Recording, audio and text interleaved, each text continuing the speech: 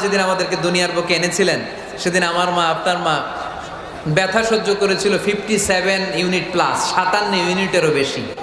এই ব্যথাটা সাধারণ কোনো ব্যথা নয়।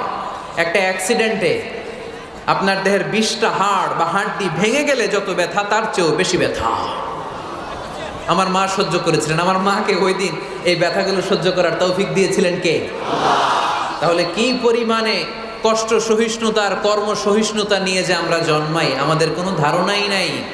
এজন্য আমি প্রায় বলি, ছেলে মেয়েদেরকে সন্তানকে ননির পুতুল করে গড়ে তুলবেন না, ছেলে মেয়েদেরকে কষ্ট সহিষ্ণু করে গড়ে তোলেন।